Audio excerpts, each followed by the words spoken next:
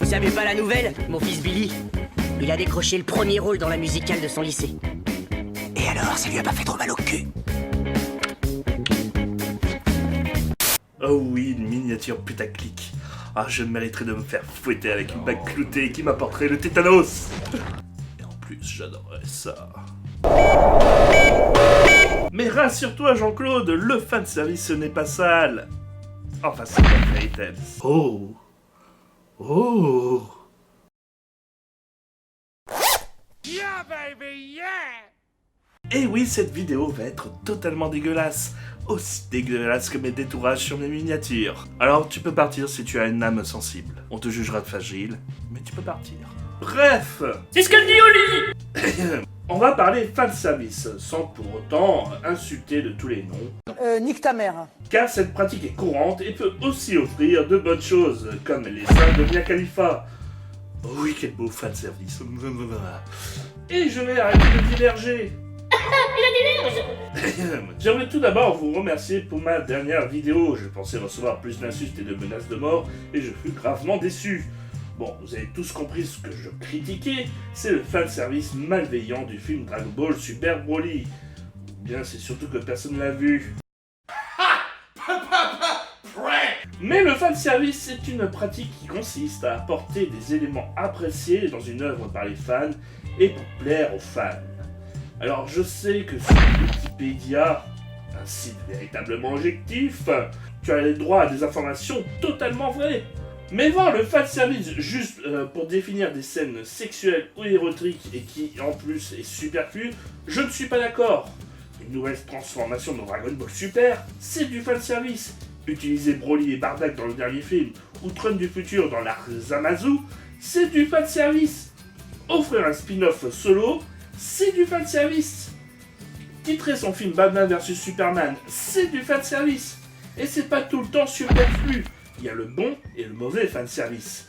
Et la vision entre les deux est super floue. Mais... Bah c'est pour la même chose quoi, bon, il y a le bon chasseur puis il y a le mauvais chasseur, hein. Alors comment différencier quand le fanservice est au service du bien ou du mal de l'œuvre? Et je dirais Fairy Tail. Oh. Oh. Ah, c'est bon, on a compris. Bon, en vrai, je ne vais pas me moquer de l'œuvre. Il n'y en a pas besoin, elle le fait déjà très bien toute seule. Oh oui, prends ça, chienne! Ok. Le plus important quand on veut analyser un élément qui apparaît, c'est s'il est important à l'élément du récit. Quand une situation ou un élément donné n'est pas entièrement là pour apporter juste du plaisir aux fans, mais reste cohérent avec l'œuvre de base. On est d'accord quand on a une scène de douche dans un harem manga, c'est une situation lambda, un scénario classique et certes attendu, mais qui est utilisé pour faire de nouvelles vannes. Par contre, si une héroïne est kidnappée et torturée, y a-t-il vraiment besoin de la foutre à poil avec une grenouille qui la lèche? Les mecs qui trouvent des excuses à ça, ce sont les mêmes connards qui trouvent des interprétations sur l'art contemporain. Oui, mais cette peinture veut symboliser la solitude de mouvement, de l'accord juste... Non, ta gueule! Ta gueule! Ferme ta putain de gueule! C'est juste un point noir sur une toile blanche! Et d'ailleurs, Mashima, viens là, approche. Qu'est-ce que c'est que cette merde? Explique-moi pourquoi elle est à poil. Oh. Oh. Or, par exemple, le gomet du manga Fly, qui est une jolie petite mascotte toute mimi. Ouh, qu'elle est trop mimi, ce petit slim. Oh oui, c'est toi qui est trop jolie. Oh oui, tu es magnifique. Bref. Waouh, qu'est-ce que c'est que ce truc là? Et qui semble servir de mascotte pour les fans, aura son importance dans le récit et n'est pas là par hasard. Et autant vous dire que personne n'avait vu venir cette révélation. Le fanservice peut aussi très bien gérer et être intéressant quand il fait partie de l'essence même de la série. Quand des séries comme Ice ou Sex Education parlent de sexualité adolescente, en proposant dès les premières secondes ou images des scènes bien opulentes, on a compris qu'ils iront franc jeu sur le sujet. Quand des séries comme Keijo où des meufs se battent à coups de popotin ou de nichons, on sait qu'on ne va pas voir du Shakespeare. Et un hentai sans tentacules, une hérésie! Par contre, quand la série de base se met à se modifier pour ameuter des nouvelles personnes ou capitaliser sur quelque chose qui fonctionne bien mais qui alourdit le récit, comme le putain de retour des mêmes séquences du sanctuaire dans Next Dimension, Ou encore les salles d'amis de One Piece qui n'ont de cesser de gonfler depuis le début de la série, à contrario de son utilité dans le récit, au point qu'à la fin elle n'arrivera même plus à voir devant elle.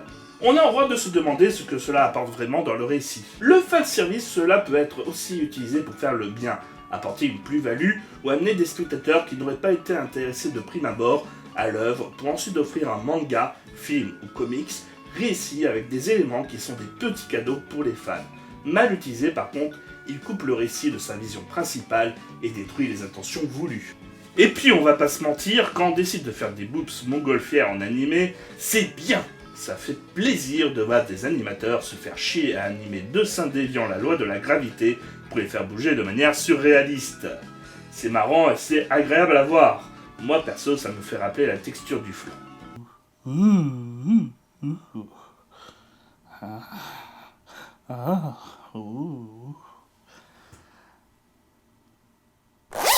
Yeah, baby, yeah!